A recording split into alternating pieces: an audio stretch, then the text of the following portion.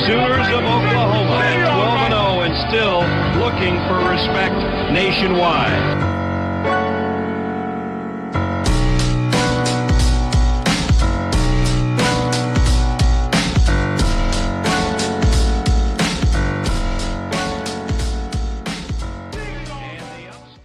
What is going on, Sooner Nation? Thank you all for tuning into another episode of the Barry and Mack Show. As always, myself, Barry, personal trainer, sports forums coach out of Tulsa, Oklahoma, and alongside me, former Sooner wide receiver, 2000 national champ, Mr. Damian Mackey.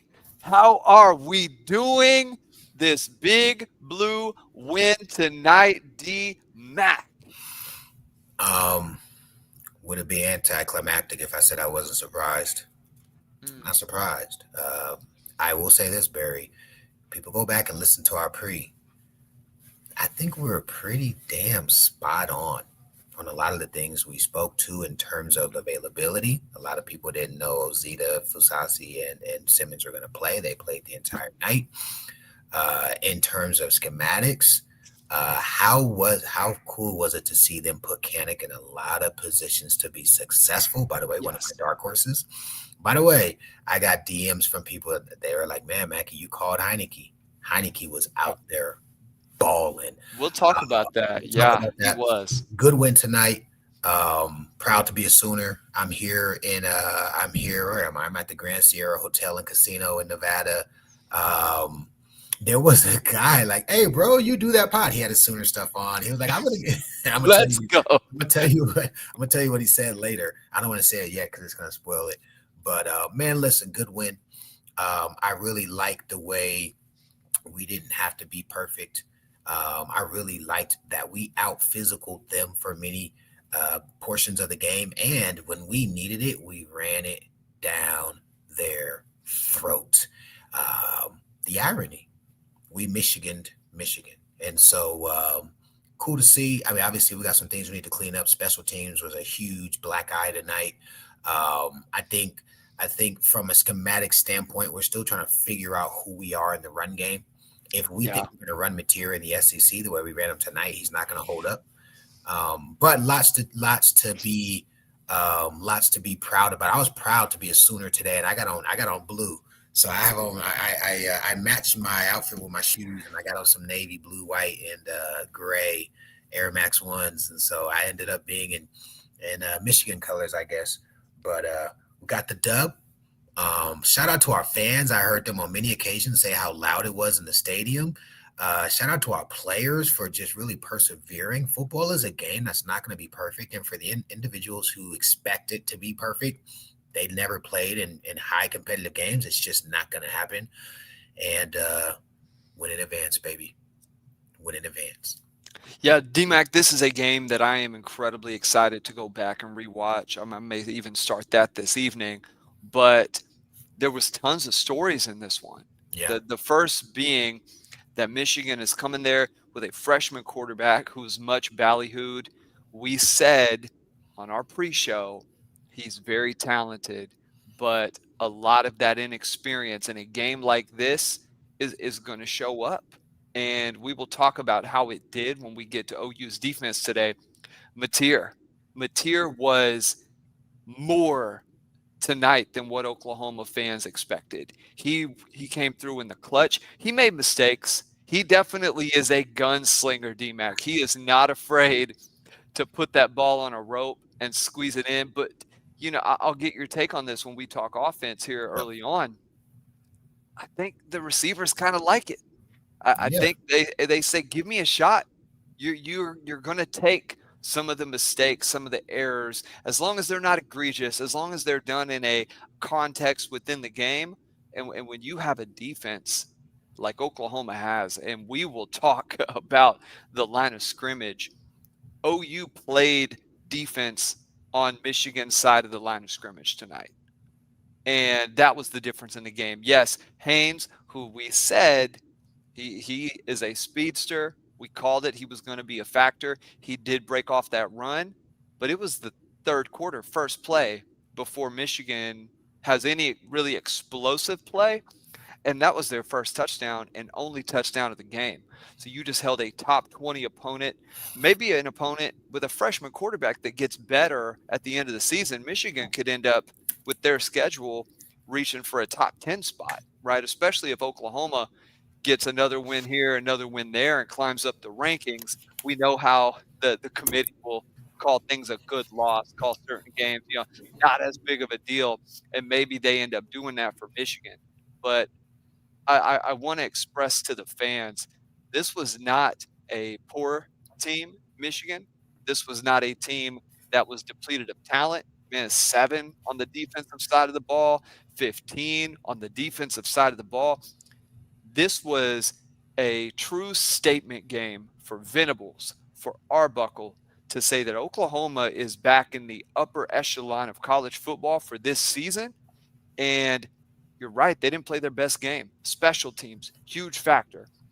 Not something and we said it before the game that we thought in something like this, when it's a 1 possession, 2 possession, it's going to be fought at the line of scrimmage. Special teams on the margins can really have an impact.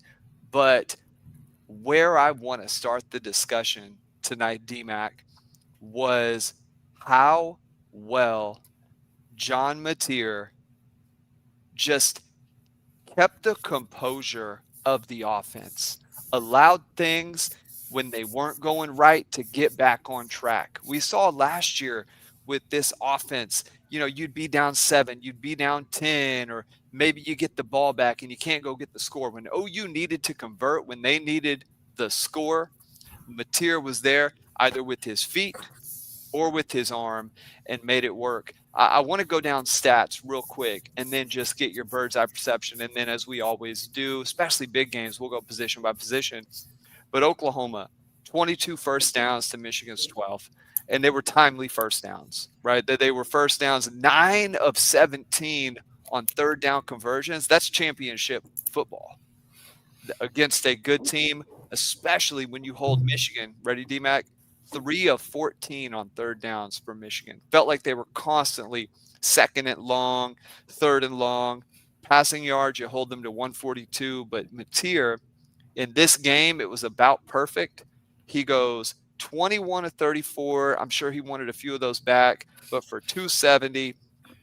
And they averaged about 8 yards a catch. And then on the ground, 138. And it wasn't a rough 138. It was a 138 that was timely, that where Oklahoma leaned on him a little bit. So let's get your thoughts, man. Offense, Mateer, what he was able to do from that quarterback spot and really dictate what happened in this game. Let's get it. I think the first thing that I think about when I haven't obviously literally once we whatever we did on 4th down to stop them, I just started walking to my room because I knew we needed to pod. I think the first thing that we need to consider is our offensive coordinator. All throughout that game, we didn't have any of the issues. Who remembers, who's on the pod right now live with us, how many times we were in a game where it started to get tight and we're running 1,000,000 miles per hour with no momentum? Oklahoma State comes to mind a couple years back when Levy's our OC, right?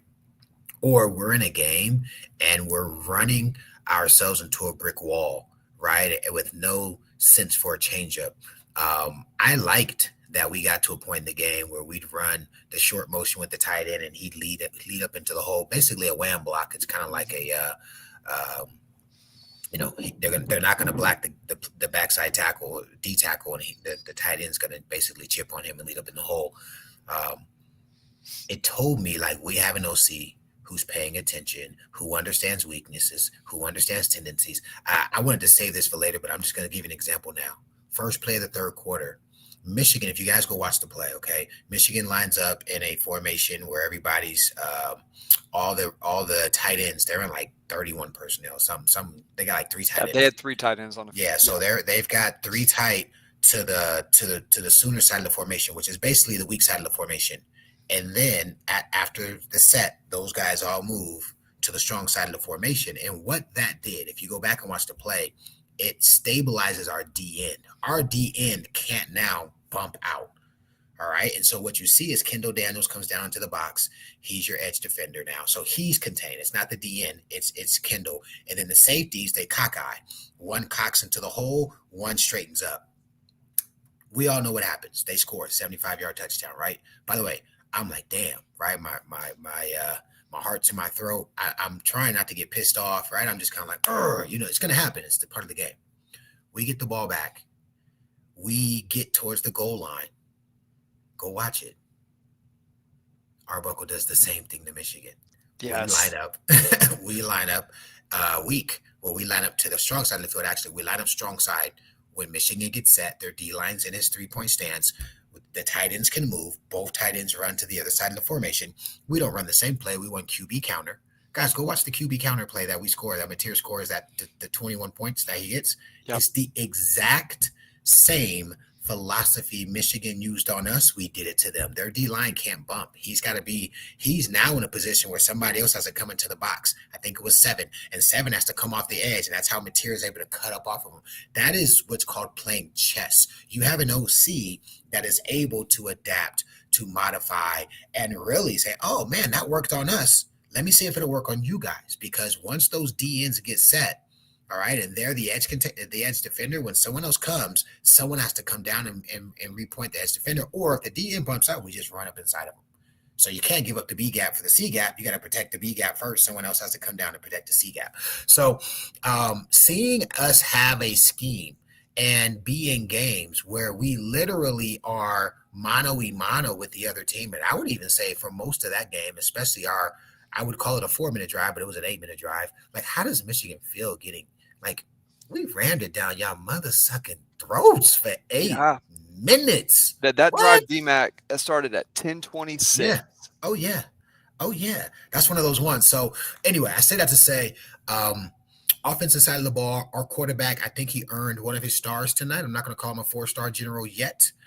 OU Texas is going to be another opportunity for him to get another star. We got some cleanup games. Guys can get healthy. We'll talk about injuries, some of the things I noticed there.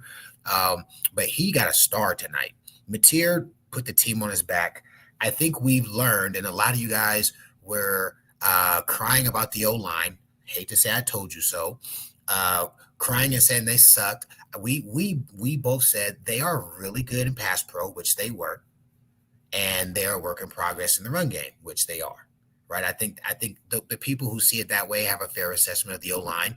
But guys, Michigan's D-line, go watch New Mexico last week and go watch their last 2 years. And then look at their personnel. That's not a B D-line.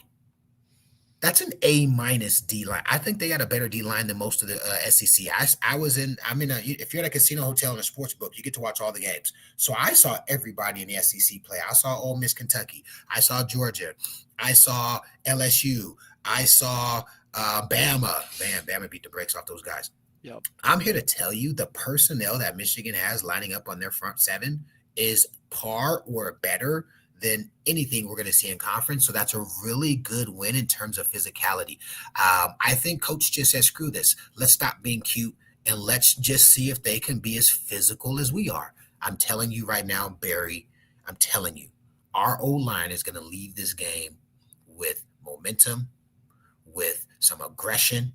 They are going to feel better about themselves because I still see technique-wise, they're soft. They're more Army than they are thrusting hips and extending. I don't see enough of that yet. But I think after a win like this, and then you're going to get 2 cupcakes, we better have running backs looking cute the next couple of weeks. I think they're going to go into the SEC, assuming we stay healthy, with a bone to pick and some momentum to do really well. To go player for player, and we'll start with the backfield. One, what we sort of called it on Blaylock midweek, we said he's going to have a chance to play, and we didn't hear that he wasn't playing, and he came in, and I'll say it, he was a factor, and they needed 100%. They needed his touches. He didn't break off any super explosive runs, but the ones he had helped just balance it out, because OU started the game, D-Mac. They were throwing that ball all over the place. I want to say they were maybe 7 or 8 plays in before they ran the ball, and their first run might have been and it really wasn't a run, was the play to Burks that they scored on the opening drive. I think that's a pass, right? I think it is a pass. I think it was a forward pass, which I love seeing OU being able to do that again. And part of that is the blocking on the perimeter has gotten so much better. But backfield, Blaylock plays, Barnes, you gotta. But when he does not play great, you got to let the people know. You got to talk about it. But tonight, one of his best plays was him playing fullback essentially for Mateer on that first drive. That was huge. And we said one of the reasons he got the run, Ott got the start, but Barnes got early run on that drive because of the blocking ability. And to me, D-Mac, that is an offensive coordinator who looked at his players, who looked at his personnel and said, here's the fit. Here's what we need. Let's simplify this for you. Let's create a clear and defined role. And I think that's the number one thing we're seeing with this team, just 2 games in, and what Arbuckle can do. And he did this at Washington State. We said at Washington, when he was coming, one of the things he does really well is put players in a position to succeed based on what they do well, not trying to make them fit the box that they think they need to play in. And letting Burks run routes that Burks feels good with. Burks feels good dogging guys and getting vertical, and his release off the line is great. He can catch those balls. But Mateer and the running backs, and then Kanik lined up as a fullback in the I formation. So tonight, D-Mac, not only did we see the option, right, a throwback, you got to know the old heads just love seeing that. It's one play, but you got to know that, hey, buddy, you see that up there, man? That you got to know they love that. And then down when you need a yard, just keeping it simple. And you're right, saying we're going to out Michigan, and let's get after it. But your assessment of Mateer, man, he did have some errors, some mistakes. He jumps when he throws a little too much. He does not set the base. He has a little Baker Mayfield in him with that, but Baker had such a strong arm, and that chest, I think, was a little more powerful, a little more sturdy. He could rocket those throws in there with some more velocity. I think Mateer has to fix that. But give your assessment, and then your assessment of the backs, and then we'll talk about some of the other positions. Mateer left a lot to be desired. I'm going to go ahead and say something that is already a cautionary issue for me, and it's his sidearm delivery. There's a play Keontae whoops that ass on the line of scrimmage of the DB, and he beats him inside. All Mateer has to do is throw a nerf. It's a touchdown. It's a walk-in. It's the one that the guy almost picks. The guy sticks his hand up and it knocks in the air, and then he kind of follows it. I think Satania comes in, rips it out, but that ball, it just needs to be a nerf. There's no middle safety. The middle safety leaves the middle of the field, and I get it. He's trying to drive it in there. But I'm watching his delivery, and there's something to be said around a 3/4 delivery, literally to sidearm versus over the top. The ball arcs more over the top. Even if you put it on a zip, it has a natural cut to it that can, those window throws you need to make over second level defenders. We saw the one on the sideline to Burks. Beautiful throw, by the way. It's perfect, but it hits the DB's helmet. Burks right here, and the DB's right here, but it hits his helmet, so it can't get to Burks' hands. It's because of the sidearm delivery. So I wonder how they're going to address that. It's too easy to notice in this film. And by the way, I noticed it when they were showing the cut-ups of summer, cut-ups of fall camp. I was just like, oh, it's arm delivery when he wants to zip it in between arm windows, angles, right? Yeah. So, I wasn't sweating, but there were times where he could have thrown it over the top, and it would have given him a better trajectory to fit it in, and he didn't. I think there's also you said it, and he made me a bigger believer tonight. But he got some COD. He sticks that foot in the ground and dips in the hole and dips out of the hole. He left a few guys jock straps. He ran and kind of stuck in the hole, got back out of the hole, and the guys fall down. I think that was pretty sweet. Listen, when you play a game like this, unless it's one of those games where you just get perfection, I don't have a lot of complaints because he played the hand that was dealt to him. It's not his fault Satania drops a punt. It's not his fault, Sammy silly tail hits the damn punter. Those are all opportunities where we're going to have the ball on the plus side of the field with a 2-score lead. Those are going to be put your foot on their neck possessions, and in both times, Samuel makes a knucklehead play, and then Satania makes a knucklehead play, right? And so he's kind of playing with a layer of I can't make the mistake. And you're right, he still got that gunslinger in him. I still give him an A-. I still give him a 90+ grade. You don't listen. I've played in games, man, where the other team's as good as you. And I'm here to tell you, it's not easy. By the way, did you guys see how Michigan played us in the third quarter? Bump, lock, bring that backside pressure. They were doing it every possession. I'm telling everyone who's listening, that's not easy to beat. I'm telling you, Lincoln Riley teams couldn't beat that. When Georgia went to that style of defense in the third quarter against us, when we had an all-time great team on offense, they came back and beat us. I'm not going to minimize what he meant to our team tonight, especially considering, Barry, that we couldn't run the football until that last possession. Now I want to move over to the running backs. Unsung hero of the night, Javonte Barnes. As much as I, have opinions and critiques on he as a ball player, the way that Arbuckle deployed him tonight, I have zero issue. Now, did we see him run into some ass cheeks today? Yes, we did. At least once for sure. Every game. Twice. Did he? I saw the one. His own. The first run he had was a nice run. He runs right into his car's ass. Start calling him cheeks. He kind of like, but he gets up in there and makes it happen. The second time, it's like 3rd and 2. Like, what are you doing, bro? Just hop to the side. He ran right into the line, like, bro. But unsung, and I don't want to make fun of him tonight because he played well. Unsung hero on offense, Javonte Barnes. I think he showed up. He blocked well. By the way, Blaylock can block. By the way, all 3 of them blocked well. That on, they did decent. And Michigan was bringing second-level defenders all night.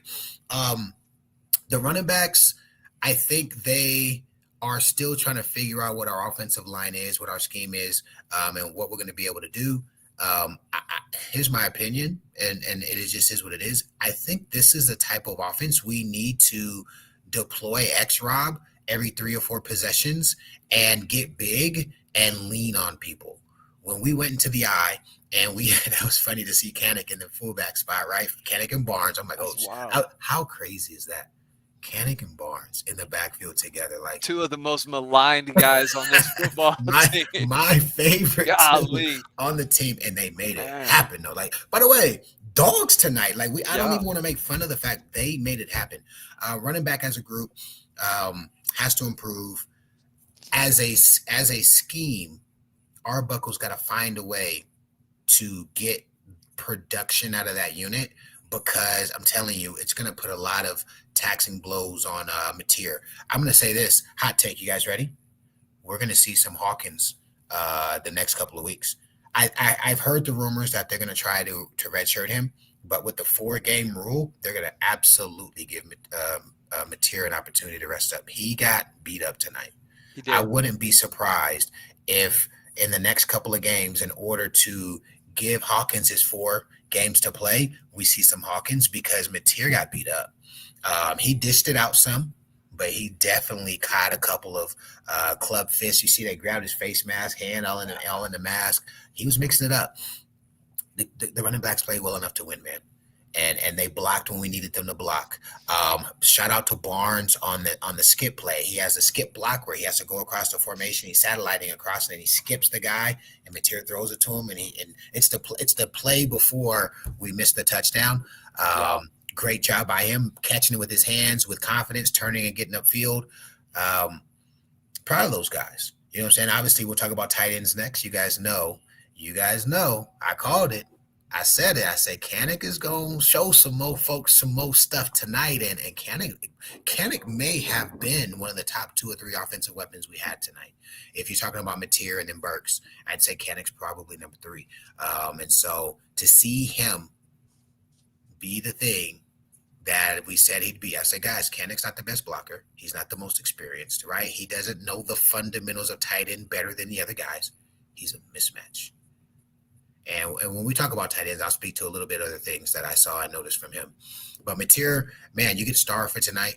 1-star general. You know what I'm saying? He definitely gets his props. Barnes, I think, is the unsung hero at running back tonight.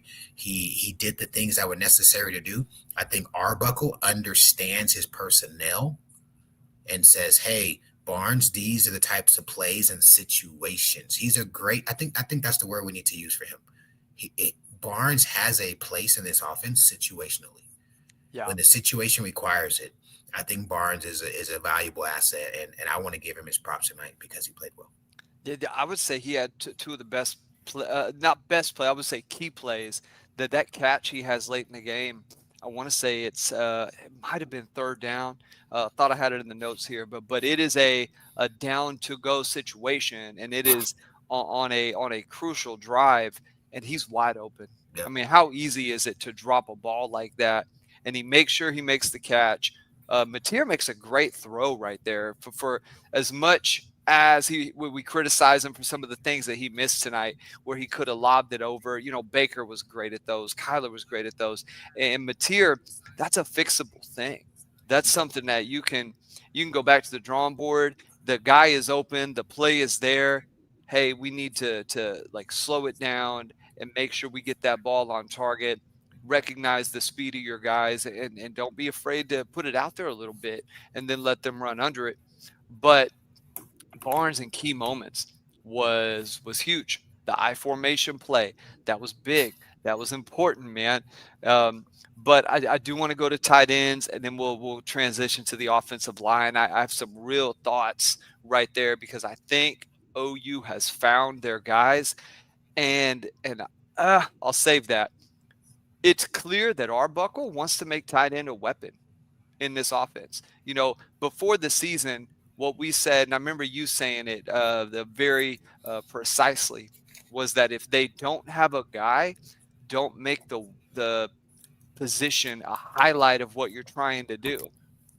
But it's clear, D-Mac, I think with Kanik, I believe they think they have a guy. Right, I said before the game, I thought 17 for Michigan would be a factor. Kanik ended up being the factor at tight end. 17 never saw the field. I thought that was a pretty big blow for them. Huge blow. Huge blow. Right, he's probably open on 6 or 7 of those plays. He's an RPO weapon receiving the ball. 44 is their blocker, and 44 cleaned up a couple things tonight and did a really good job. But 17 is strong hands, strong speed. But I want to talk Kanik and the tight ends. Huggins had a play. Mateer just missed him. I think had Huggins caught that, he's probably still running. He was in a great position to catch that ball and do something with it. Had Kanik put it on the money. And that was one of the throws where Kanik's feet just were not set. Mateer's feet weren't set. But I do want to go to Kanik. 2 really critical plays, D-Mac. 1, OU was moving the ball or early on a little bit, but they got into that 3rd and long, and it felt like the offense could sense, as you said it, I just don't think it ran as long as we predicted. Michigan was physical, and they were physical with Oklahoma from the jump. And Mateer lobs the ball out there. It looked, because I was watching that first one on the phone, it looked like Kanik missed it. It looked like it was over his fingertips at first. And he hauls that thing in with one hand. That got the offense rolling. Without that play, D-Mac, Michigan gets the ball. It's 0-0. They got a chance to take the lead. And because OU played with a lead tonight, they really, on defense, and we'll talk about that, were able to pin their ears back and play the kind of defense that Venables wanted to play that he couldn't play a year ago, and he couldn't play the first year of Dylan Gabriel because it just wasn't where it needed to be. But Kanik, absolute star tonight. We'll talk. I'm sure he's a Gorilla Nuts nominee for a couple of those plays. But on the line of scrimmage, we'll go and kind of pair these guys together. Fasusi made all the difference in the world. We'll find out more about the injury. He was walking off the field. He handled his job, man.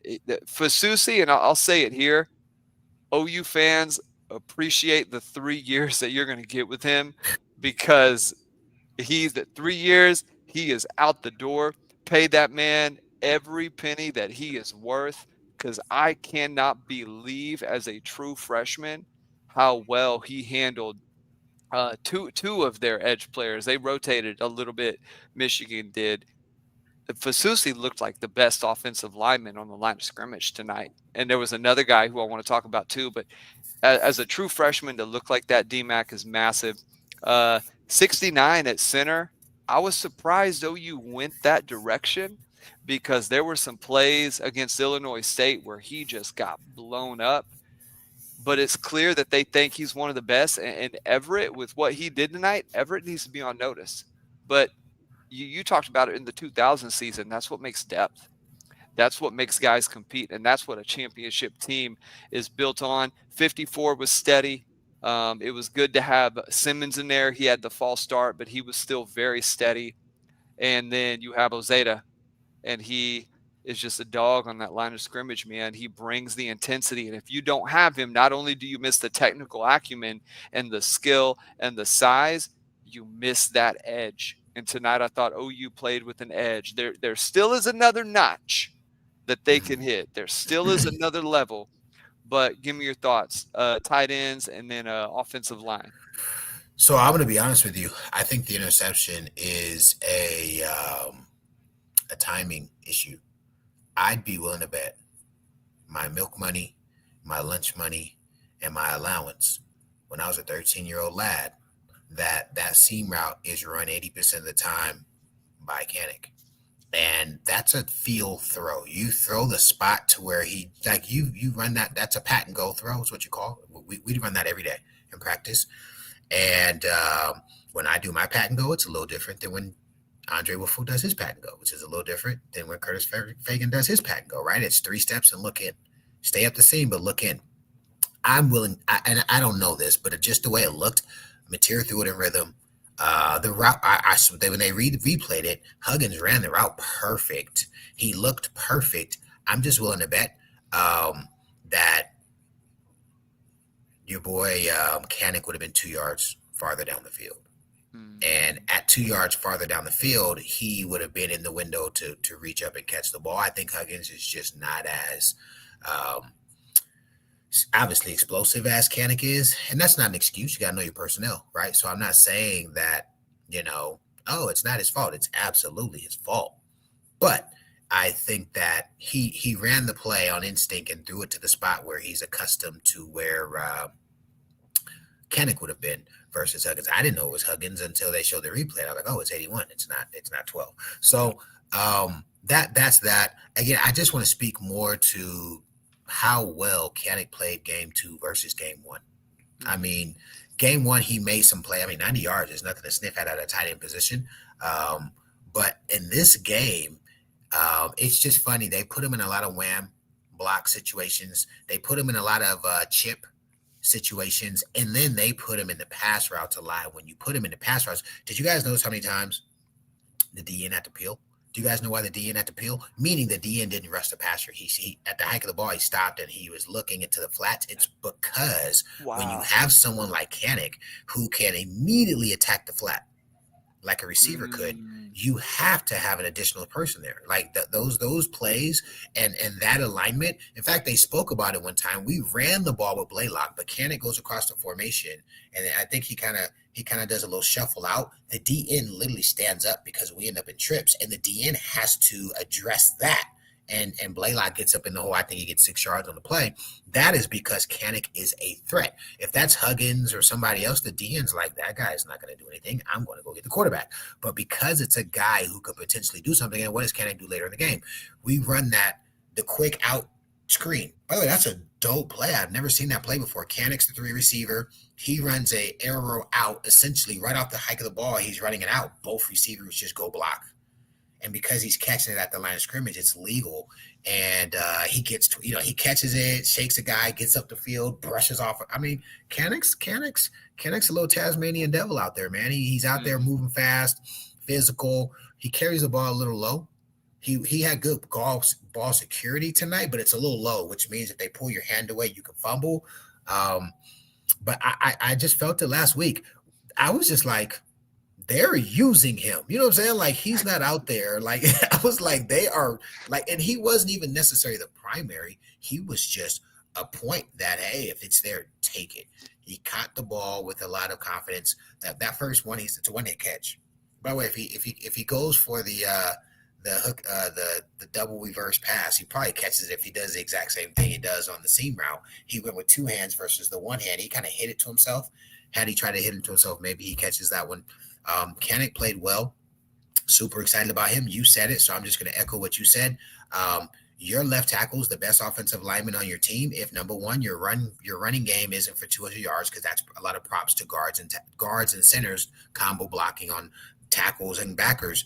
And if you never hear his name called, guys, we just went against Michigan, who has a D line that was literally whooping ass the entire game last week. We never heard his name called until he kind of skipped off the field with a bad wheel. And that speaks volumes. That's what you want of your left tackle. In fact, whoever the hell he was going up against, they didn't say their name much either. Mm-hmm. Like he reminds me of a dancing bear. And I'm a Niner fan till I die. Tomorrow I'll be here. By the way, I made about $1,000. You know what I'm saying? Listen, let me tell y'all something. My parlays ain't so much gambling, because I kind of know a thing or three. You know what I'm saying? I hit on the Oregon. I took Oregon in the over, duh. And then I took Bama in the over, duh. Bama got embarrassed last week. And then I took SC. I knew Link was going to put up points. I knew the over was going to hit there too. So I say all that to say, offensive line, it's what we said. I don't really have a lot to say, except we knew that some guys were going to be coming back. A lot of people were like, that's stupid to have. Why doesn't Simmons and Fasusi, if they could have played, they wouldn't have played in Ozitas. Okay, I'm just telling you what I was told firsthand, guys. I'm just, I'm not an insider, so I don't like poke my chest out. But if somebody says, hey, bro, they could have played, I tend to believe them if they're people that are in those meetings. And all three of those guys, especially as it relates to pass blocking, played well. And on that last drive, that's just grit. That's just heart. That's just nuts. Like, for real, with some gorilla nut stuff, you kind of got to give the O-line as a unit gorilla nuts, because that possession ended the game. It effectively ended the game. Michigan knew we needed to run it. Our fans, everyone watching the game, knew we needed to run it, and we ran it down their throat. Listen, guys, Sharon knows what it is. By the way, Sharon wish he was on the other sideline at the end of the game. He's like, man, I should have stayed with the Crimson and Cream. Now he's doing a hell of a job over there. Big time coach. O-line played well enough to win. Tight ends, I hope Helms comes back healthy sometime down the road, because I know when you look at Kanik, and he's a 6'2", by the way, agile guy. Like, he's an athlete playing tight end, right? Helms is going to be a guy who's bigger, rangier, 6'4", 6'5", long arms, and that's going to be another option. Instead of Kanik and Higgins, the option of a potential Kanik and Helms is going to just add another flavor, another layer to the offense. Again, they played well enough to win. And by the way, I want to give you your props. Let me give Barry's flowers. Barry's been speaking about 54 since last year, and everybody who armchair quarterback, armchair OC, armchair offensive lineman, the film told us that he was playing solid. Like, people kept saying he sucks. No, he doesn't. And I remember we were on the other side. By the way, shout out to those guys. Those are good guys. I miss those guys, but they hated him, and I'm just like, I don't see it. He's actually not terrible. The unit is terrible, but him on his own, he's not playing extremely bad, and I want to make sure, saying he gets credit, and you've been screaming his name since last season. I think he'll have a chance in the NFL, man. He's kind of the right size, and he's super strong in his upper body. Maybe he gets to the pros and they try him in different spots or whatever. But yeah, he is really the strongest hands up there. And to be honest, I think he's the only one left from those O-lines. He is. And that's because he's stuck. He was a good player. So I do want to say this about Kanik. Man, he is an absolute stud with the ball in his hands. That there was some plays that he had where he puts a shake on a guy and just absolutely he just has some natural instincts with the ball in his hands, and on defense, because his reaction time is a beat slow, he's not there, right? But because he is so explosive on offense, that's a plus. But DMAC, I believe that covers it offensively. Anything else you want to say? You want to chime in on? I am proud to be a Sooner tonight. I'm extremely happy for BV. For the people who are saying, man, his teams never play clean ball, and listen, football it's not always going to look good. Go back and watch OU OSU when we won the Natty. Go back and watch OU A&M when we won the Natty. Those are two games where the supreme better team, and we just didn't play like it. You know what I'm saying? But good teams find ways to win. And this is a notch on his belt. I think that needs to be very clearly stated. Like, if you're a BB hater, I respect it. You know what I'm saying? I don't think he's handled his leadership here perfect. But if you don't think the program's headed in the right direction, if you don't think we have a group of players who understand what it means to be a Sooner, if you don't think tonight's win is going to be worth its weight in residual dust later on this season, I'm here to tell you, then continue to bitch, moan, and cry, because it is. And so I just want to make sure it is said. You know, I think I was telling you this the other day, B. My mentors are talking about jacks of all trades, but master of none. I think BV said, why should I, in 2025, as a HBC, act like I'm the best head coach in the world who has to both answer and address and modify offense and defense, when I pretty much know I'm probably the best DC in the world. And as a head coach, I can just hire a guy to be the OC. Like, I think people minimize how valuable it was in him bringing on an offensive guru, a Lincoln Riley, younger version, who can say, hey, dude, I fully trust you. You got it. I mean, there's going to be some times where I'm going to make a decision, but 98% of the time it's your show. And then I can go be the best DC in America. Guys, that defense, with the different things our offense and special teams did to put them in bad situations time and time again. That defense, guys, they gave up, what, 13? They gave up, is that right? They gave up 13 points, 21-13. Yeah. Is that the 24-13? Is that the final score? Like, I don't think people understand how well prepared a team has to be. Now, when we talk about the defense, I'm gonna speak to a couple of things that I saw that are concerning. But overall, I think as an offense, I think it's very important to say Coach BV, he's got to get credit tonight. Mackey, but they couldn't run the ball. Michigan couldn't either, except for that one big play. But Mackey, the special teams, you can't help a kid dropping a punt. You can't help a kid whose awareness is so dodo brain he runs into the kicker. Are you freaking kidding me? By the way, like, BV kept him out for a minute. Bro, I was so pissed off when he was in that one drive. But they brought him back in. But they brought him in with Heineke. I said, okay, he's in with Heineke. And we'll talk about the backers. But anyway, offensively, I'm just proud of those guys. This is one of those games you win in advance. Yep. Yeah, Michigan's a good team. Yeah. Right. You can't have it's not that you grade it on a curve. You want to see the team, ball out proverbially in every game. But when you're playing a big time team, man, they're going to score. Nebraska in 2000, they scored on you guys. K-State scored points. The key is, did you have the ability at the end of the day to make more plays and to win the game? Did you have the bigger and badder gorilla nuts to get the job done? And in this case, Oklahoma did. And they won the areas that were important. Quarterback battle was on OU side. OU won in the trenches on both sides of the line of scrimmage. And this was one of the first games, and to touch on receivers actually here for a second, where OU's receivers looked just as, if not more, athletic than the opposing secondary, which is a good secondary. They're youthful, they're young, but they're very athletic. OU looked equally athletic. Satania looked explosive, running next to very explosive Michigan athletes. Burks looked very explosive, looks very healthy, by the way, and he looks in great shape.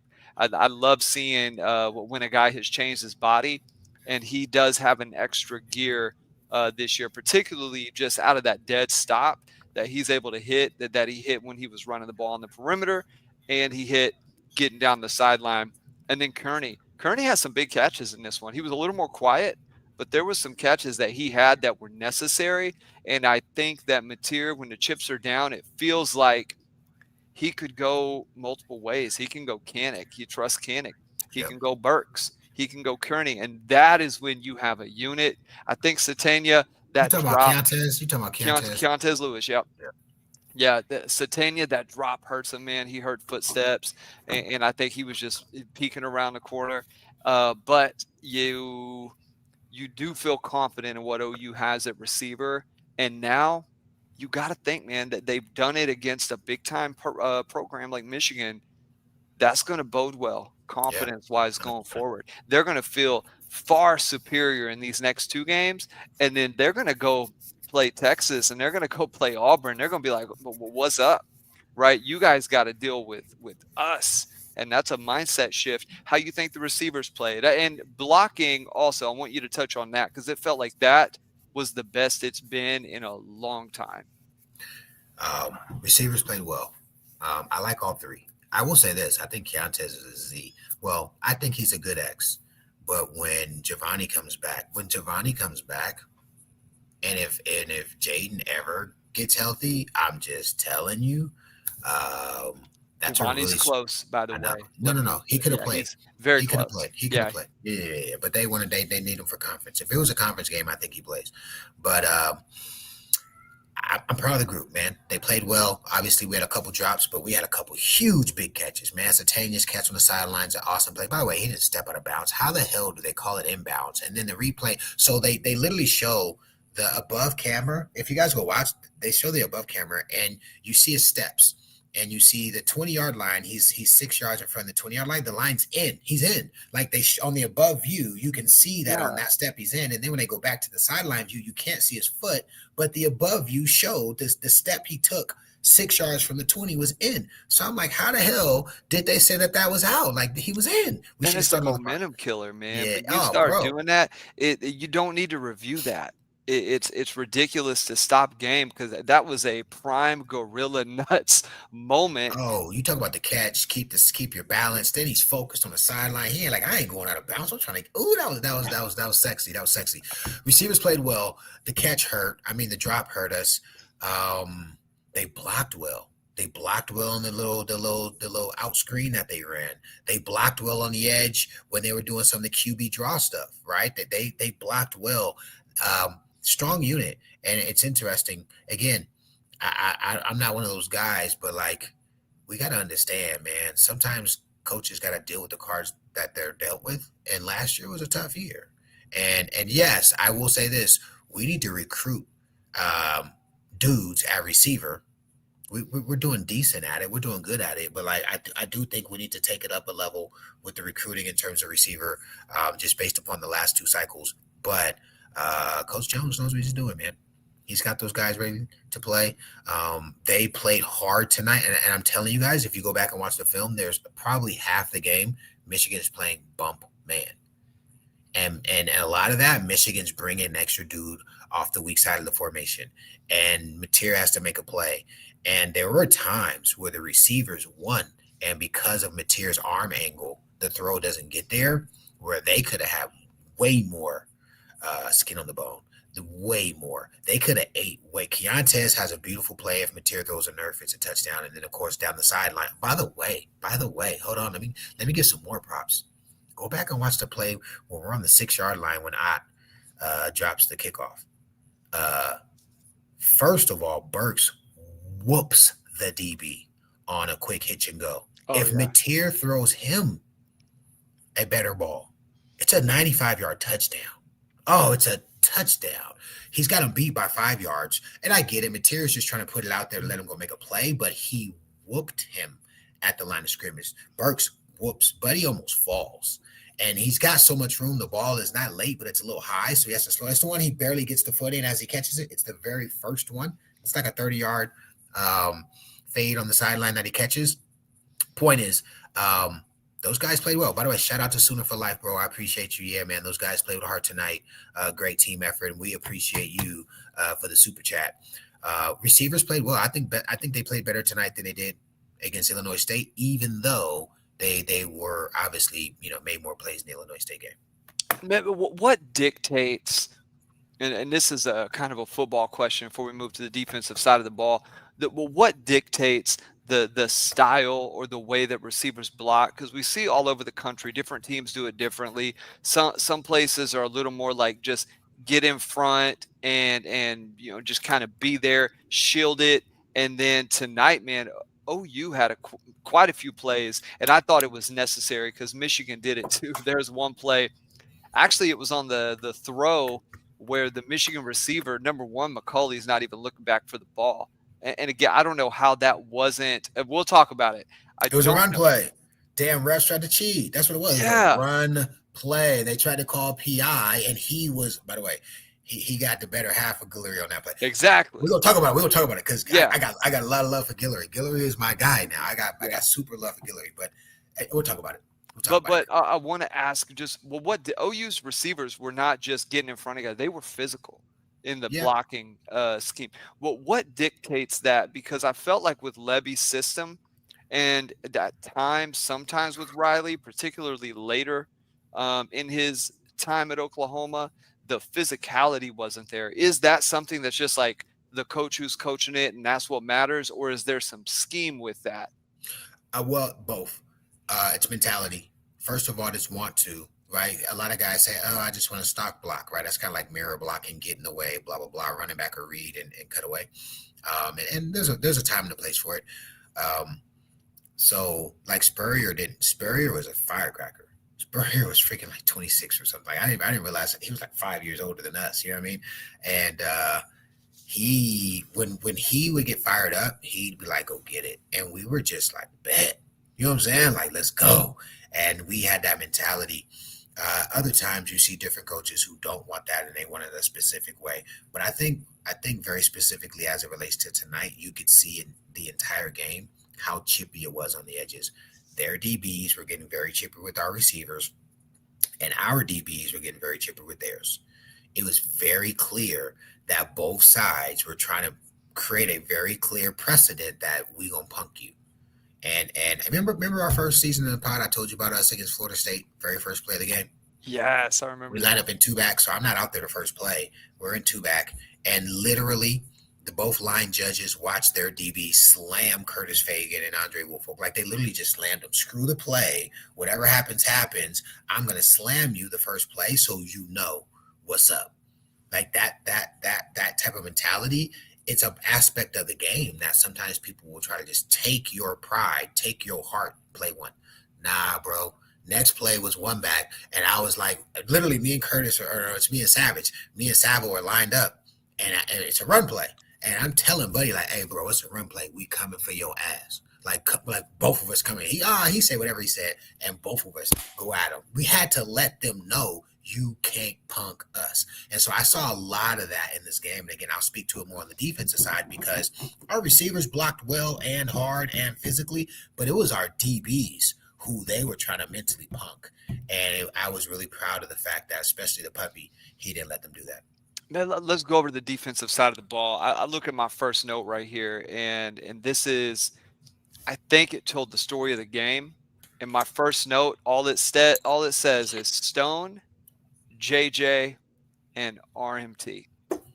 Tonight, those three players, Michigan's O-line is not what it was a few years ago, even I want to say 2 years ago, but they still got dudes up there. David Stone, Jaden Jackson, and RMT, and a bunch of other guys too, a bevy of other players. Marvin Jones balled tonight. Marvin Jones played exceptionally well, but those three on the line of scrimmage, D-Mac, that was the Todd Bates payoff. That is why you pay a guy that kind of money to come here to coach your guys, and that's why the buy-in at that position is so important for you to learn and to be detailed and to be nuanced and to know how to play defensive tackle right? To not just, oh, yeah, let's get upfield, let's shoot the gap, and then not know what to do, right? Let's get our hands up and push the guy, but not know what to do. David Stone is very technically sound. He's one of the best in the country, I would say, in terms of footwork. That just I would almost liken him footwork wise, and I know this sounds kind of crazy. Like Kyrie Irving is more of a dancer, right? He's more of a, he too much shaking, He right? made a basketball point guard reference for our 3-tech. Exactly, 100%. Because I want people to watch the footwork, but he is not a Kyrie. He is way more of a Shai Gilgeous-Alexander, and I know my OKC people will appreciate this, in that he knows where he wants to get to, and he just says, I'm going to be very efficient, I'm going to be very tight, and I'm going to be explosive, and I'm going to get there, and you can't stop me. And he is phenomenal at that. Head fakes. He has counters to counters. Like he uses his hands well. He gets skinny. He knows how to attack half a man. He knows how to get inside, outside. He can do all of the things that you want an elite defensive tackle, an elite 3-tech to do, and he's only going to get better. Jaden Jackson was great. I thought he was the key to OU stopping the run. Him and Dominic Williams up inside were so critical for this game plan to have success. And then RMT did RMT stuff. But you're right. Marvin Jones and looks pretty good in the 97, like an athletic looking 97. Almost, I know this is blasphemous, but a little Tommy Harris-esque in terms of like seeing an athletic body wearing that position. Looks pretty cool. And then I won't go to backers and DBs yet because there is a lot of stuff right there to unpack. But let's start defensive line. If OU doesn't win the line of scrimmage tonight like they do, D-Mac, this game is entirely different. I think the first thing to say is kudos to BV for the scheme. We ran multiple fronts.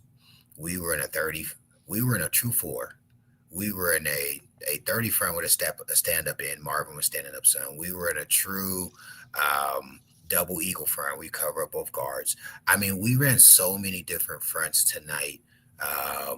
And what it did is it allowed us to never give Michigan a clean picture pre-snap to address us. Yeah, I had to give Aaron some props. The point guard basketball analogy was that's very Barry. That's a Barry deal. By the way, shout out to James, brother. $20 in the super chat. Jaden Jackson is the best D lineman we have, guys. That kid's amazing. Stone has the highest ceiling. His potential is extremely high. The things he can do with his body. The comparison I was going to make is Tommy Harris without the Cotton Diesel strength. Tommy Harris can dance and run and move like a DB. Tommy Harris could race with us for one gasser. And, we have to haul ass to beat him for one, right? That was Tommy's athletic ceiling. One, he could do a gasser. We would do 3 trips at 24 or something like that. He could do them. I think Stone has that type of athleticism. I don't know if his weight room strength is as strong as Tommy's. I don't think it is, because if it is, he would be throwing people like Jaden throws people. Did you see Jaden throw the freaking center off the screen? Yeah. He housed him out the club. He does that. And I don't mean to be a jerk, but Samuel takes credit for the sack. No, bro, you're getting blocked perfectly. The quarterback sees his center get housed out the club and steps up in the pocket. By the way, Jaden still cleans it up. Jaden kind of got the sack too. He made the play. Yeah, Sammy shucked and jived his way up into a half sack and then did all this little. I'm like, bro, I still can't forget the fact that you ran into the punter for no reason, bro. Sorry, can't forget that. But anyway, shout out Travis. I saw what you said, bro. DM me, Travis. I see you in the comments. But D line, man, that's the best performance I've seen the D line play in probably a decade. Again, we've had some D lines where Stryker comes to mind, also Obo comes to mind, Nick Benito comes to. By the way, Nick just got paid $96 million. Salute to Nick Benito. As a unit, that D line can run with anybody in America. And they're 7 deep. I forgot Grace Halton existed until he came and made a play. He's You know had what I'm some saying? injury issues, so he's kind of has some nagging things, man. He's up there too. And he's got some dudes kind of low key better than him, which is good. Like, cause like he's a good like past OU teams, he would have been like our best and extremely tired by the third quarter. But because you have a Jaden and a Stone and a Dom and a Grayson and a Strong just at the tackle position, and then you got a Jones and you got an RMT and a Wine, right? And you, by the way, PJ played. He did. He was in. They did some bigger fronts at times, and they put him in, which I think is more of a strength for PJ. Yeah, let him use his length, let him use his size. Don't make him have to be a weak side edge rusher. I don't think that's his game. You know what? I'm glad you said that. You're right. He was playing on the strong side tonight. Yeah. You're right. You're absolutely right. 32 was on, or 34 was on the strong side. That's interesting. Yeah. D-line, best game I've seen in a decade. And I think we only had maybe 2 or 3 sacks or 2. But Michigan, they're going to punk you, or that's their mission, is to say, yeah, you know, we're going to run the ball, stop us. Like, we literally made them stop. You know what I'm saying? Like, they stopped. They were like, okay, we can't run the ball. I think the first props for, because of that goes to the D line, the 0 and the 3 technique specifically. Jaden Jackson, guys, if anybody is a football nerd and just wants to watch a defensive lineman correctly handle his man, Jaden's so good at it. He'll handle his man and then get his head because his man's canceled. So he's trying to see, what do I do next? Am I near the play? Because if I'm near the play, I'm getting it. Guys, he does that over 50% of the time. By the way, he's going to play on Sundays. The kid is he's amazing. He's if he continues to ascend, he could be the best 3 we've had, or the best interior D lineman we've had since Tommy and Jakey, GK. Yeah. And then Stone this year, Stone, we got the whole year ahead of us. Stone's already playing better than he did last year. But what they could be as third-year players is ridiculous. So D-line was A. I like what you did say about Stone, in relation to Tommy, because his Stone still has like a little bit to go with his body, right? When you looked at Tommy and at his size, and this is, I know, getting kind of in the weeds from a performance and body composition and all that. Man, Tommy was chiseled, square jaw, lines. Like he was a lean. What was he weighing? 305 at that time, or freshman year, 01 season, 295. 295. He was built like a thicker version of us. Tommy looked like a thicker D-Mac. That's what he looked like. Yeah, for real. Long, lean, athletic, and Stone. If his body can get there, that will make a difference in his ability to be a little stronger. That's what it really comes down to. Let's move to the next level, D-Mac. We already touched on Heineke. We're going to include Daniels in this. OU did do some interesting things at the cheetah position. Daniels really was a Swiss Army knife. He played everywhere, man. You're starting to see a player with his ability. He's making a strong case for being an early draft pick with what he is doing. Covering receivers, what he is doing at the line of scrimmage. And I thought that hit he had early on in the game was very important. How many times have we seen this? 2012 Notre Dame comes to mind.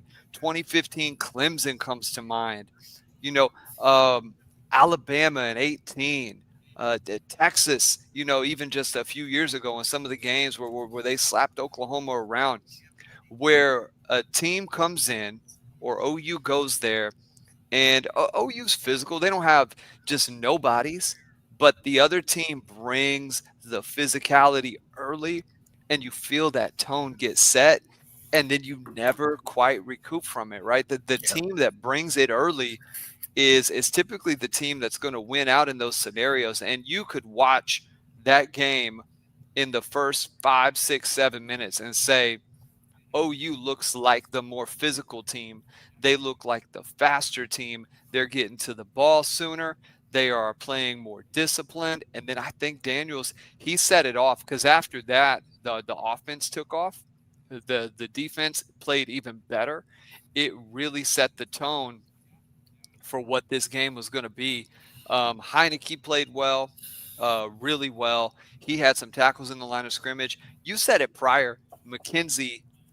This was a Kobe McKenzie game, and multiple times he's meeting guys in the gap and stoning them. Man, he has such a quick trigger downhill, and he has worked on his feet so much that he's not a liability in the pass game. Michigan did have some things open that maybe a more experienced Q is going to hit down the stretch. I'm sure you'll touch on that. Yep. But Lewis and Heineke and McKenzie, and then we'll throw Daniels in there. I thought were your best backers. Omasigo had some plays, but I don't think he was consistent enough. But maybe that's the way to put it.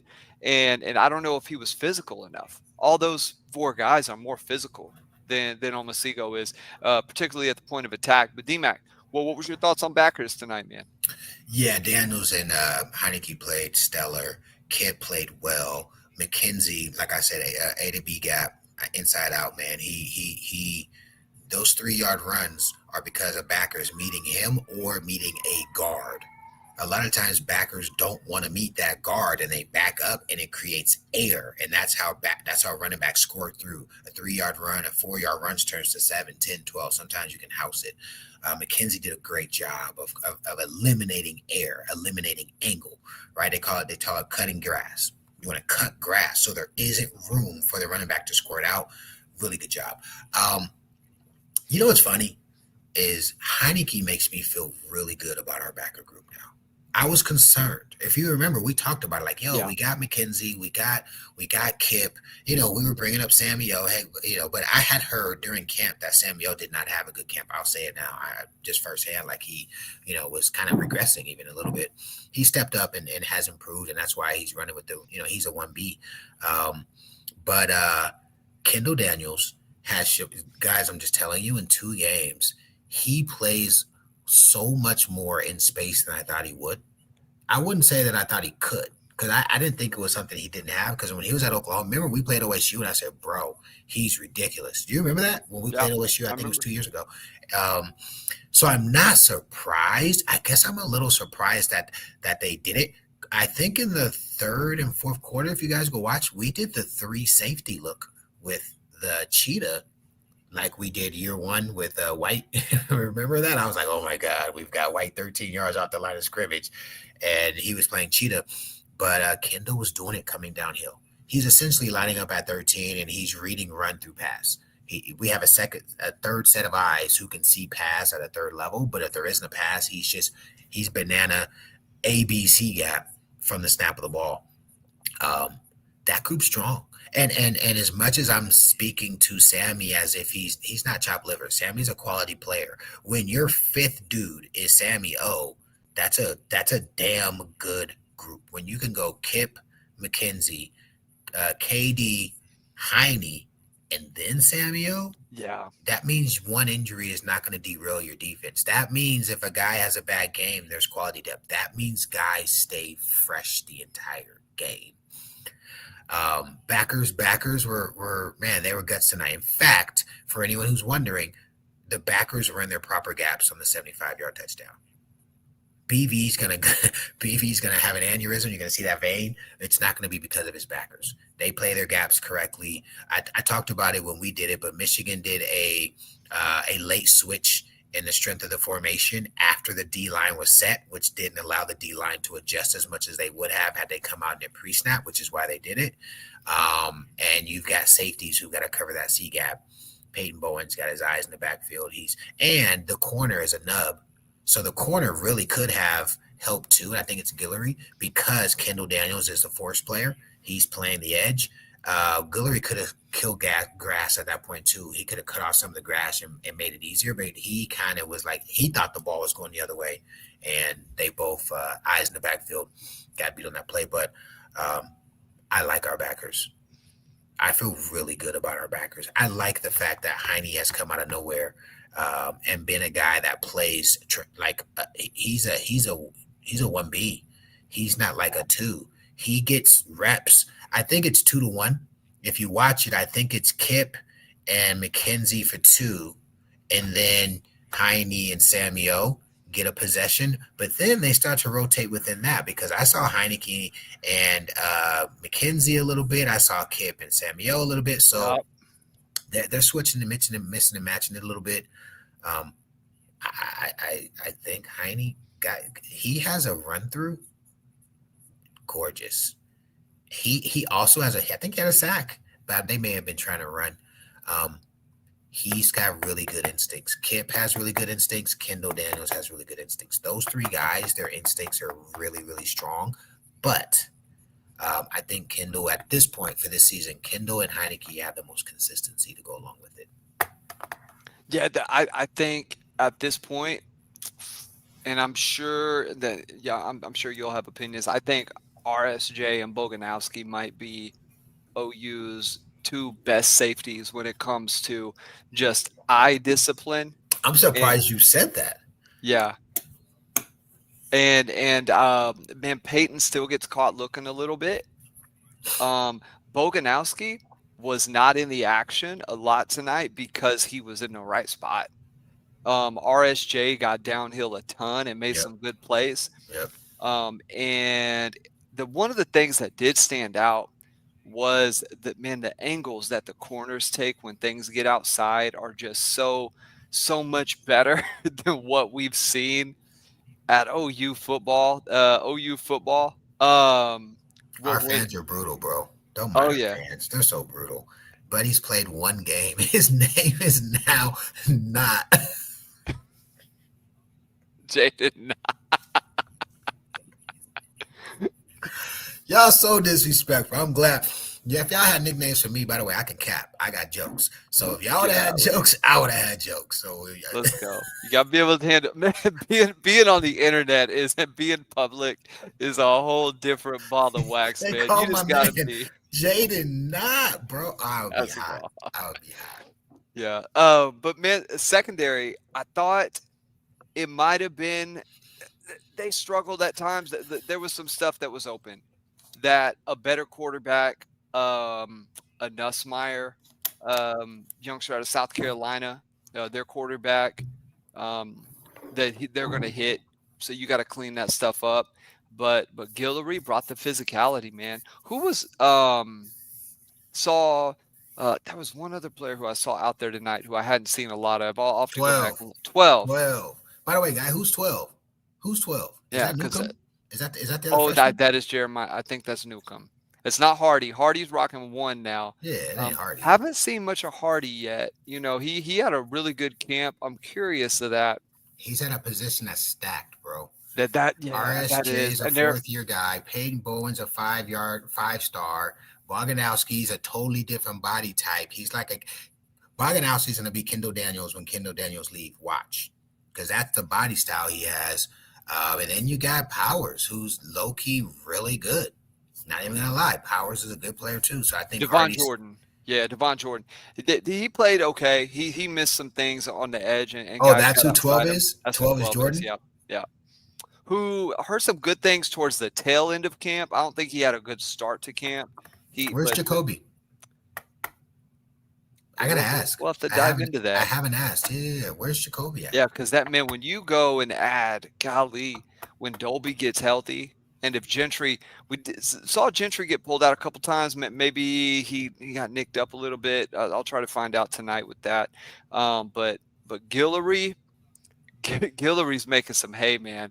Even Herb Street on the broadcast called out just like he might be one of the best corners in the SEC right now. Today, and I know I'm pumping myself up, but out of high school, man, he was an absolute killer. And you just put on the tape. I heard BV actually talking about his tape the other day, and BV said it's some of the best corner tape he had ever ever seen. Just though, and he also said something similar to me in that watched him play basketball and just his ability to go different directions with ease, his ability to get in and out of breaks, defensively, when he's going downhill with the ball, he just had some explosiveness to his game, and he's got some nasty to him, man. He gets physical. But what's your thoughts of how the defensive backs played tonight, D-Mac? It felt like there was some stuff, but was it that bad, or was it just the natural flow of the game and Michigan being a good team, it was available? So, a couple of things. You hit the nail on the head earlier, Barry, when you talked about Michigan left some things on the table. And I'm not even talking about coverage. Coverage was good. I'm talking about Underwood as a true freshman, which we said was going to happen. I said it. Like, I feel better having a fourth-year starter at my quarterback at home versus a five-star. By the way, Underwood is an NFL dude, no question. And he handled himself better than I thought he would. He did better than I thought he could or would. However, there were plays where he could have been a bigger impact on the game using his legs. And there were some times where you could see he got flustered like early into this after the snap of the ball and just tried to get rid of the ball. He will not do that. He probably won't do that at the end of this season. And so I do think we were a little lucky. And but that's the whole thing, right? Like, I think BV is banking on a true freshman in his first away game in a hostile environment, not 100% being prepared, and we took advantage of that. So I don't know that it's luck. We took advantage of an advantage that we had, but there were a couple times where he could have got more yards with his feet. There were a couple times where he could have bought more time, set himself, and made throws, and those are just things that I think freshmen who the game is really sped up for, make those mistakes. But I got to be very honest. Overall, they played well. The 43-yard bomb, RSJ's right there. It hits his helmet. Dude makes a hell of a play. Guillory is locking shit down. I said last week, like, Barry, you called it. I don't know. There's just something about temperament that I can see. He just has the temperament.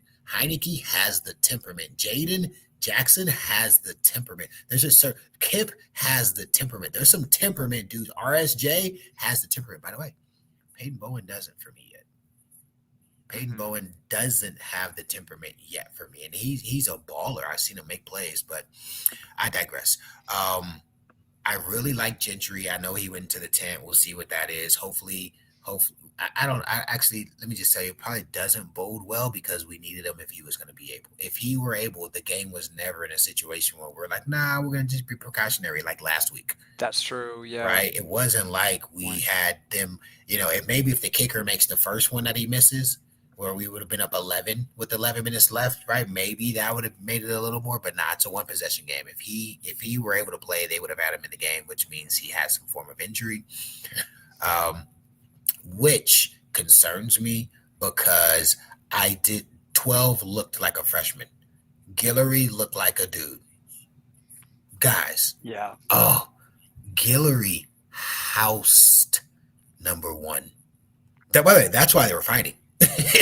I'm a receiver. I watch that sort of thing. Guillory punked him and sat his ass on their bench. 6'5", McCulley, whatever the hell his name was, Guillory sat his ass on the bench. I'm telling you, that's why Buddy on the play that the refs were trying to call a PI, like, bro, it's a run play for number one. And number two, he's trying to punk our DB. Bro, he did punk him. He got him back. Yeah. But Guillory was out there. I was like, look at this guy. I am there. I think we've had good corners. But like, I think he could be the most complete good corner we've had. But Gentry's health. Mm-hmm. I don't think he's ever had 4 straight games where he stayed healthy. Guillory's a guy I'm excited about. Let's just leave it at that for now. I'm excited about what his potential is. He plays the game with a level of physicality. He actually also plays the game very intelligently. Remember the play where we bring pressure, Underwood throws like a fade, and even Kirk Herbstreit says, oh man, or I forgot what's other buddy's name that does the game with him. Fowler's like, oh, the receiver was wide open. No, he wasn't, Dodo Brain.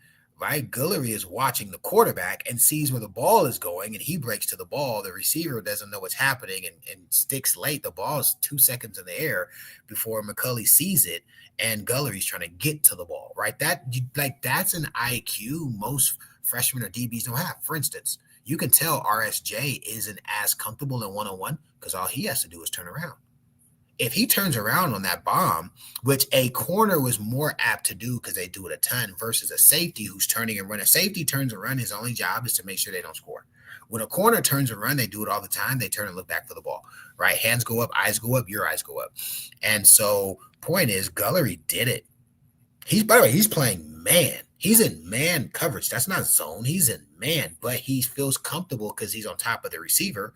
He looks and peeks. And he can see the quarterback's throwing it towards the fade, and he goes in and jumps it. So I just think that bodes well for him. I think his ceiling is the highest ceiling that I've seen of a true corner, an SEC-style corner. I think that's what he could be. And I know people are talking about Dobie, and I know people are talking about Eli. I just believe there's so much quality depth. I'd like to see those guys be auxiliary pieces. I'd like to see them be auxiliary pieces. I don't think Dobie should play before Kendall. And I don't think Eli should play before Guillory. The way those two players are playing right now in this season and the physical attributes they provide were pre-snap. Guys, they tried Guillory once or twice in the first quarter. They didn't go back. Think about if Eli, the example I've talked about the last 2 weeks, and I'm not trying to talk bad about Eli. I think he's a baller. But if you've got a 5'9" corner, and they lined up McCulley, who is 6'5", they're going to go back to it. 100%. There's no question they're going to go back to it. However, Guillory literally sat his 6'5" ass in their bench. Yeah, coach, go back to it. I'm going to send him in the bench. Like, he literally punked him and threw him on the ground on their sideline. The old coordinator is looking at that a little bit different than a 5'9" technique savvy DB who we say, hey, our guy is 6'5". Throw it at his face mask. I will play basketball and box him out and make a play. Both of those guys, Dobie's a dog, but is Dobie a bigger dog than Kendall? And an undersized dog when you line up in the game. He's quality. He's championship depth, right? Someone's going to get hurt. Someone's going to get banged up. Kendall's going to have a bad game, and we're going to bring another dude in who's also a dog, which is not a bad thing to have. But I don't know if you just on some chances and favorites say, hey, Dobie, you've been out since end of July. We're going to just put you in because of we like you. That's not the way championship culture works. By the way, same thing goes for Bowen, right? Eli, you're a dog, but right now, Guillory is getting to it. Be ready. And hey, we're gonna do some small nickel packages. We're gonna find ways to get you in some specials, some this, some that, But like right now, you can't just say I'm gonna take out a guy who's guys. He just locked up Michigan's ex the entire game. Yeah. And the play that he got was not on a corner. It was on a safety. So I don't think that the secondary played terrible. They tackled well in space. They gave up some stuff, but you're playing a damn good team. Michigan doesn't suck. This isn't the Big 12 where you're like, damn, how did Texas Tech? By the way, Texas Tech balled out today. But like, how did Iowa State? No, Michigan has 4 stars and 5 stars. How did K-State? No, Michigan has 4 stars and 5 stars. They've got dudes that are going to play in the NFL. A lot of them. And our guys punked them a lot of the game. DBs, I don't know that there's a position group, including the O-line, that I would give a C to tonight, just because of the caliber of opponent, just because of when it needed to be done, what they were able to do. And guys, like, remember we talked about this sometimes. Sammy O got a sack, because half sack, I think. I'm pretty sure they're going to give him a half sack because he was at the right place at the right time. Jaden Jackson made a play. Go watch the play. He houses his man. His man's back hits the ground before his feet. en route to Jaden sticking his helmet into Underwood's chest. Like, that's the play. You see what I'm saying? Guys made plays. It wasn't like coach schemed up stuff and they just kind of happened into something happening. They made plays. Bodes well.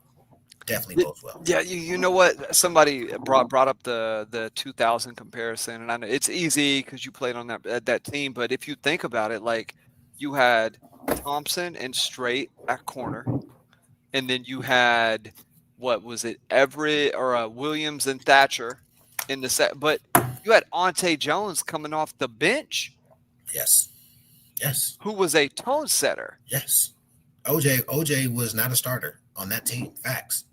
That's facts. You had Teddy Everidge was coming off the bench as well. Facts. Yes. So, and those guys were all critical pieces. And they played a ton. Yeah. So it isn't even necessarily about, the who's the starter. I realize that matters, but on a championship team, this is why OU has not won national championships. Facts.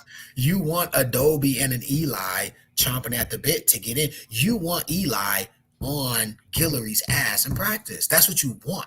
You want Dobie. I'm Katie. You want Kendall Dobie saying I'm Katie. You want the other one saying I'm Katie, right? You want those guys to be like Kendall Dobie, Kendall Daniels, who's the real KD? I'm the real KD. You want those guys. Me and Josh Norman and Andre Woolfolk, every practice was a dogfight. Everyone. You want that. You don't want an entrenched guy unless it's a Roy Lee, because Roy Lee loves the university. Roy Lee's a perfectionist, and he's an amazing athlete, right?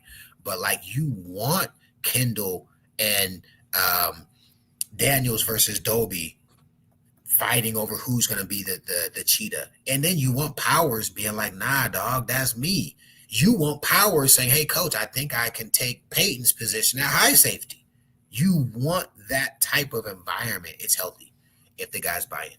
Man, we got to talk about some of the ugly tonight. Got to touch on it. And we've hinted at it.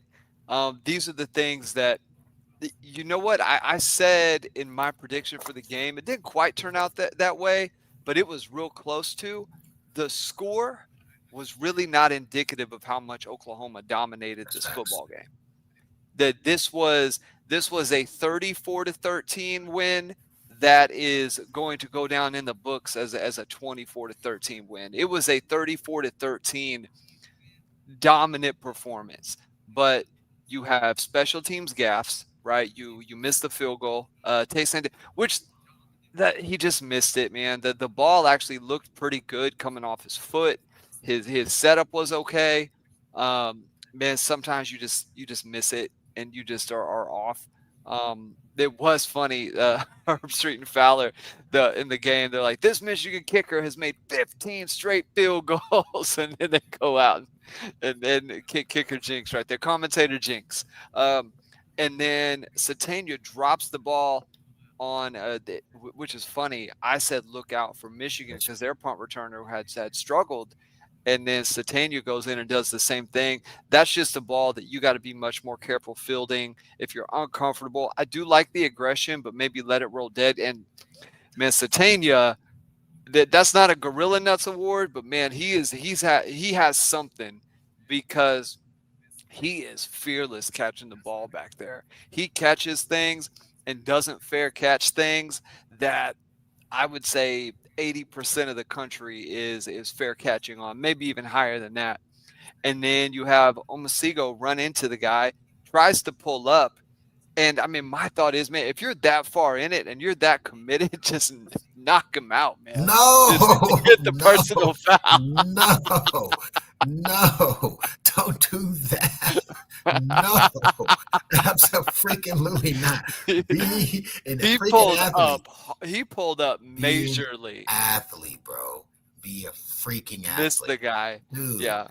Go Don't across his face, or like hit the leg that's in the air as you go. He could have like hit the leg that was up, got 5 yards, and we're good. He crashes into the guy like a middle schooler, bro. You can't.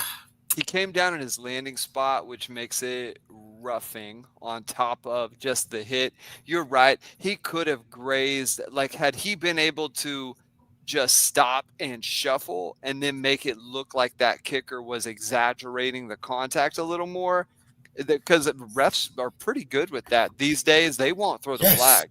If The they think rule the kicker is is exaggerating, they won't do it. plant leg, kick leg. He could have maimed his kick leg, and it's a 5-yard penalty. But because he literally cried, like he literally like humps him, like bro, Yeah, you he kidding sees me? the kicker was straddled. Yeah, like you're like Was hugging straddled. buddy, you're slow dancing with him. Like, oh my god, yeah. Yeah. Our coaches would have been like, Mackey, you're not an athlete. You're sitting your ass. Like they were literally like, Mackey, what the hell is this? Be an athlete. Like that's literally what they would have asked me. I wouldn't have had no excuse. Like, how do you not miss him? It was almost as if he wanted to hug buddy. It was weird. Yeah, it was definitely strange, but it never felt like, and I think one of the things that I wrote down here was this was the first game since Venables has been coach. Short bus is hilarious. This was one of the first games where Venables has been coach where I think OU won the coaching battle on both sides of the ball. Yep. And it felt like the strategy was better. The overall game plan was better. The OU looked like the more ready football team.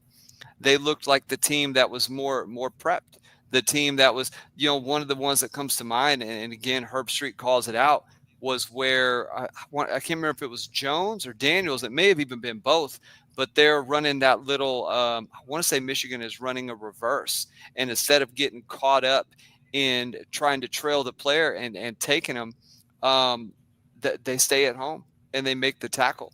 And that was stuff that we said, a year ago that Downs did, but Downs was never an athlete to where he could turn that play into an explosive loss. He was just kind of there, no gain, 1 yard gain, nothing happens with it. But you got guys now who can get upfield and take that grass away in a hurry.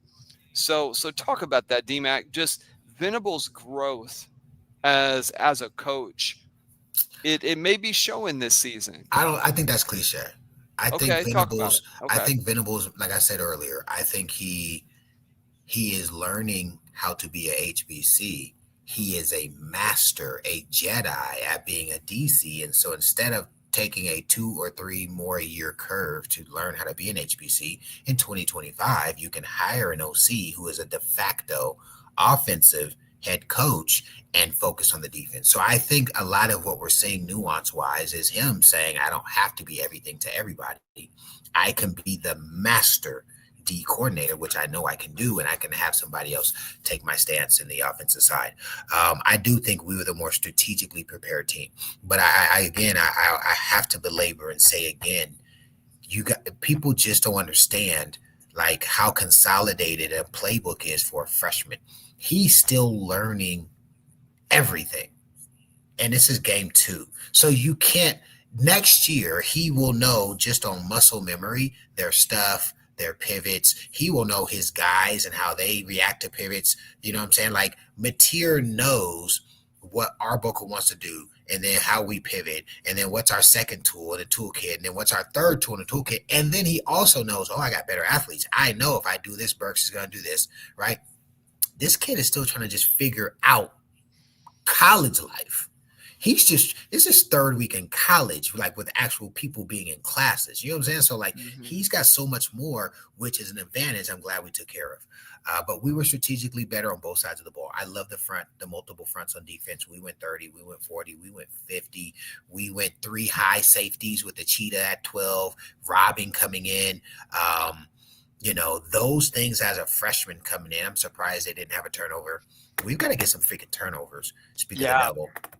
Yeah, but that is a missing area. But strategically, man, I think the thing that I need to speak to negatively is our special teams. They are quite special right now. Special in the sense that they probably need an IEP for the educators who are listening. If you know, you know, or at least a PIP for the corporate individuals on the call. If you know, you know. It's a third of the game.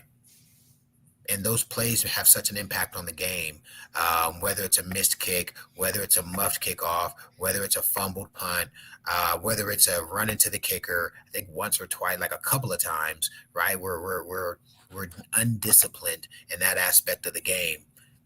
We have to Olympic style special. We have to improve, and I think they're going to get on them real hardcore about that. Satania's fumble is just misalignment pre-snap of the punt, and I know why he did it. The punter was kicking really short, 30. In fact, Satania caught one. He ran up and caught one at 35 yards. Generally, a college punt returner stands at 42. I used to like standing cockeyed, which means at a 45. So if I need to run, I don't have to turn and run. I can just open up and run. And then if I'm cockeyed, I can run forward too. So I generally would stand. I wouldn't stand straight feet to the ball. I would stand cocked so that if he boomed it, I could go get it. And then if it was short, his depth was really short because the kicker or the punter had punted 35 yard, 33 yard, 37. Then that one he got like 55 yards. And so that's why he's backpedaling, trying to get to it versus you want to catch a punt going forward. You don't generally want to catch a punt going backwards. And so, but needless to say, make the damn play, right? Our special teams kept them in the game. Us not taking advantage of opportunities where our receivers beat coverage and the quarterback doesn't put the ball where it needs to be put, kept them in the game. But again, guys like Kanik, again, an unsung hero is a guy like Barnes. Man, Barnes plays his best game in probably 2 years. Saved the Maine game last year. Maine, he was really good. But the offensive line, pass pro, recognizing stunts and blitzes. By the way, when they're bringing that pressure, the offensive line is fine. That's Mateer's guy. He has to know that guy coming late outside the C gap is his man. He's got to beat him, which is why we ran the slip screen, right, where Barnes acts like he's going to block him and then he slips to the flat. I'm just really proud of the program. These are the type of wins that I think put a lot of breath into the community on campus. It's going to be smacking. By the way, guys are doing some co-eds in college are being college students tonight and probably tomorrow and stuff. They're going to be having a good time, which is part of the experience. Happy for those guys. They played well. That one of the things I think I said it on X when the game started and Mateer had that pass to Burks down the sideline. Burks was probably 5 or 6 yards past his man, and it is at the end of the day, it's your players and your roster. And I think this is a game where, as much as this past offseason, the people have been critical of Nagy and losing on recruits and losing on, the various players, OU has constructed a good roster with the level of, control that they have in an era where it's hard to keep players for a long time. It's hard to develop them. It's a totally different game. And Nagy has constructed a roster that on defense is highly formidable.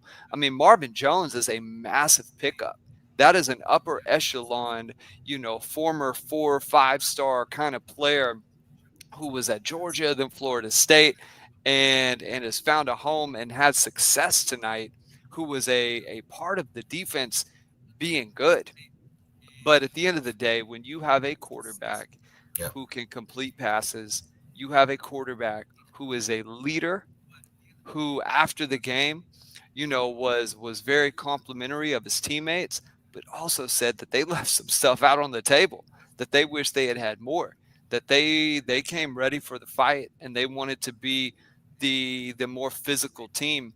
When that face mask, when they grabbed him, man, there was, some desire to not, to not get pulled down, to not let that be, that kind of stuff matters. Like, you're not going to punk me. You're not going to take me down. You're not.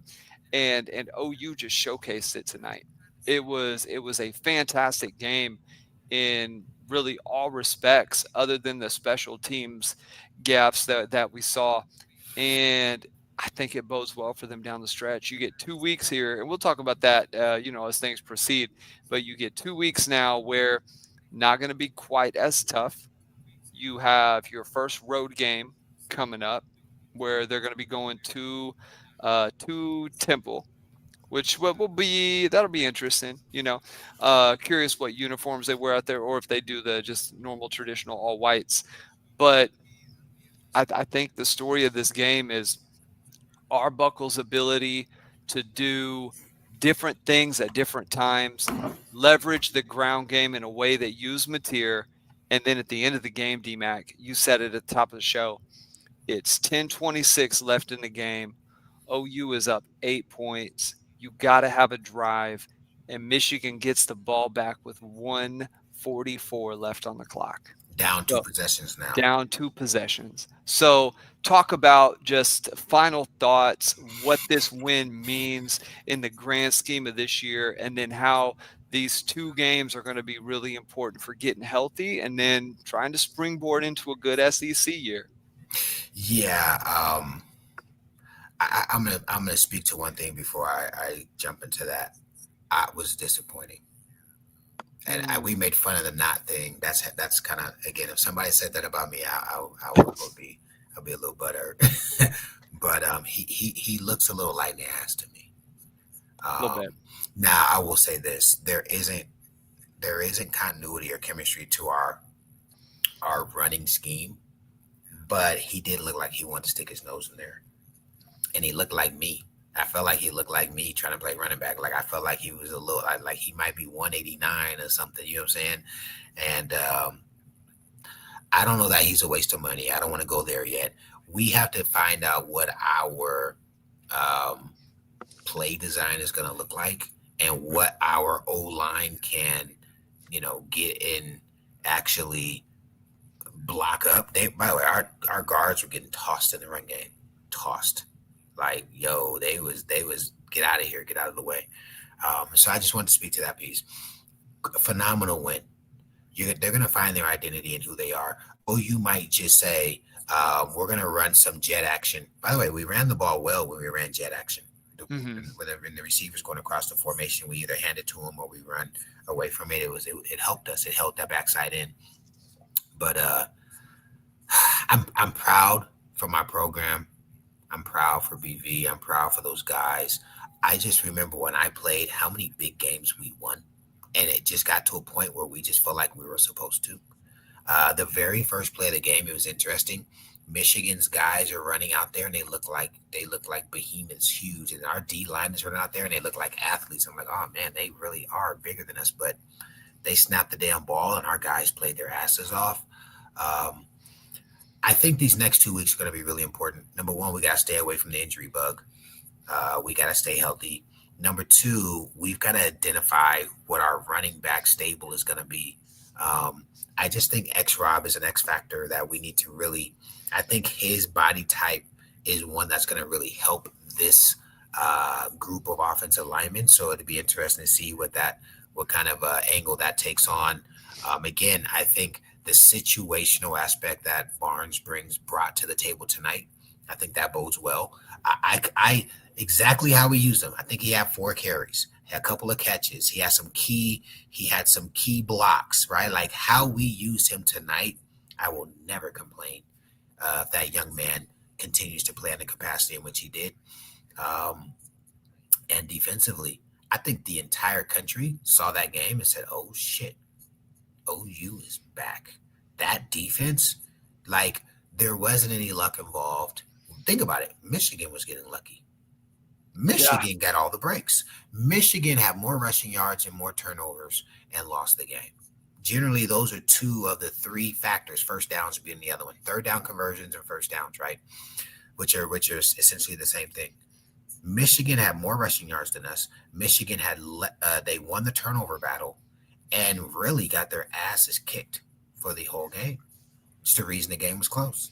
If not for turnovers and some silly stuff on special teams, we probably win by 17 or 20 points. So these guys, we'll see how they handle success. We'll see. Because they just beat Michigan, and they'll probably be a top 10 team after the next 2 weeks of dominating. You're right. OU will have one of the top 5 wins of the season. Right now that they beat Michigan.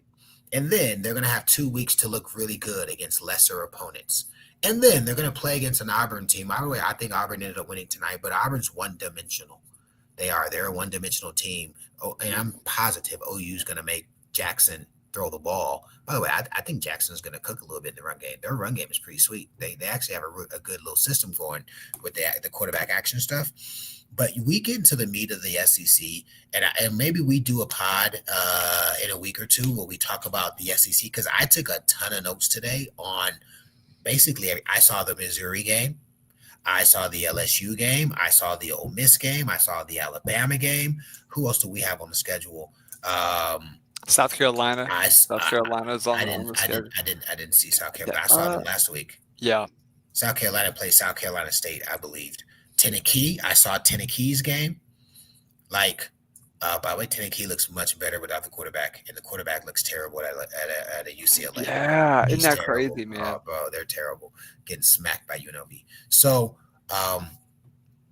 all those teams saw and said, "Oh, this isn't going to be the same OU as last year." Got it.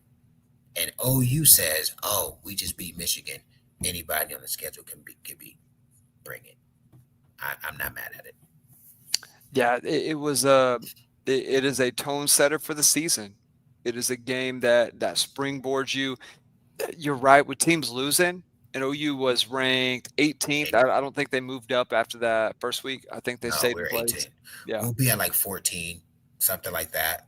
But in 2 weeks, there'll be some more losses, some more upsets, some more big games. We'll be a fringe top 10 team.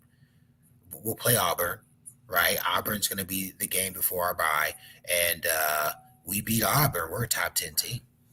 How much success? How much is that going to change the way these guys act? It'll be fun to see. So I'm trying to think down the road. So let's see. You're going to have these 2 games, and then when is the college football playoff ranking released? It's week 7, I believe. But that would put them after the 6th game, after everybody's 6th game. So that would be, is that Texas?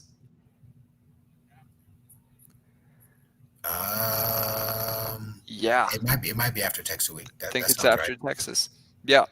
So I mean, that this win is huge. If OU goes in, and we'll talk about those games when we get there, but golly, man, a win over Michigan and then presumably a win over Auburn and Texas, assuming that goes to plan, you're talking about a really good playoff resume, and it's a bunch of teams now. So this win was so crucial for postseason success. If OU loses this game, I think the program feels some pressure, D-Mac. I think they go to say, golly, we tried to recoup this last offseason. We went and paid all this money for Mateer, all this money for Arbuckle, and we can't even beat a team who we don't even know is going to win the Big Ten, with Oregon and Ohio State looking like they are.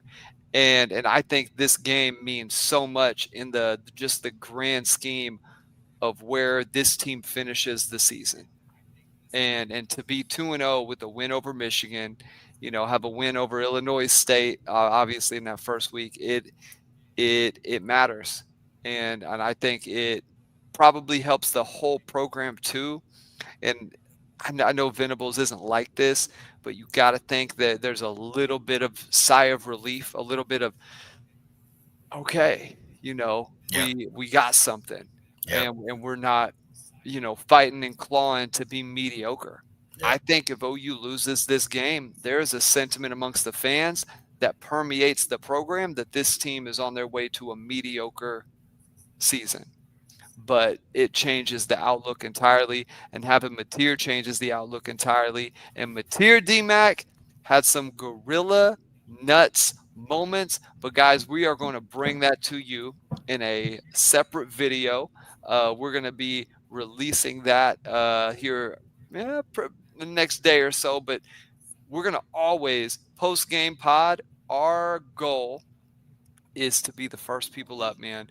Our goal is to be the first show out there to bring you guys just the instant thoughts, instant reaction to what just happened on the field, taking notes, making sure we're covering the game inside and out, making sure we're giving you a detailed analysis.